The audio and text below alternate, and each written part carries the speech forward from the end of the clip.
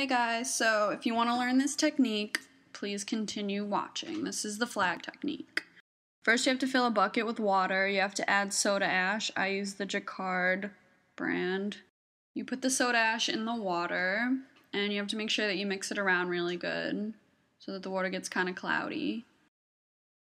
I'm just using cheap t-shirts, men's v-necks. You have to put them in the water and make sure they're all submerged. Make sure they soak really well. They soak in that for 20 minutes. Make sure you don't rinse them out. You only need to wring them out so they're just damp. Then you can let them dry for as long as you want. It's better to dye them when they're a little damp. Any tie-dye kits, it usually comes with red, yellow, and blue. A spray bottle full of water, gloves. Rubber bands are really important, obviously. Paper towels, and bleach if you need to bleach something before you tie-dye it. Time to do the folding. Now this technique is called the American flag technique, or it could just be called flag technique, I don't know. But you're just folding the t-shirt so there's kind of pleats, like an accordion, so you're just folding it one on top of the other, so it creates like a pile.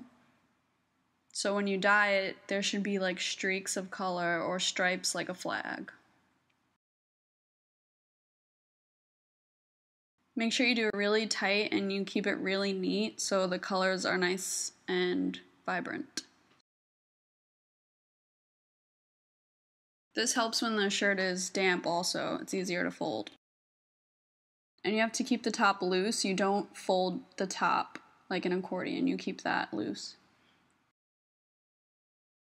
Then you start to put rubber bands at the bottom up along the pleated part. So you could do as many rubber bands as you want. The more rubber bands, the more white streaks you'll have. It's like sausage links. Now you just scrunch up the top like you do any classic tie-dye shirt, and you just put rubber bands wherever you want. So it will create a marble effect. Now it's time to tie-dye, yay! Make sure your surface is clean. Since 4th of July was coming up, I did red and blue theme, but you can do any color at the top, solid, mixing colors. But for here I did all solid blue with some purple and then some dashes of red, so it would make a little bit more purple.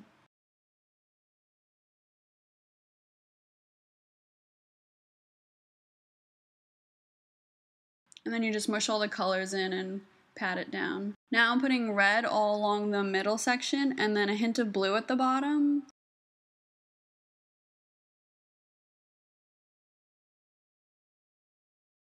You want to make sure that you saturate the material so that it's not a faded color, it's a nice vibrant color.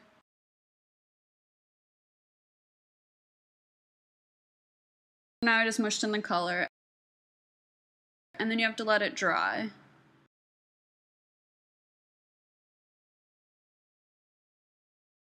Now I'm washing it out.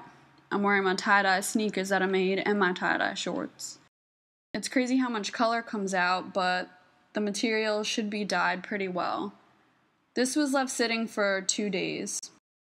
So first you should rinse it out a little bit and then start to take off the rubber bands while it's under the water.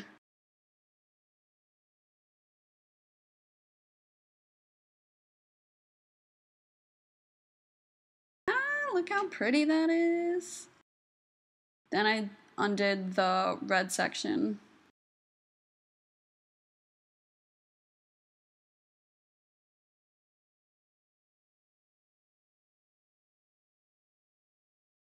I love that.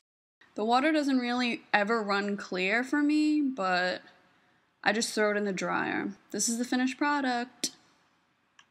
Check out my Tumblr, Tie Dye by Sayway.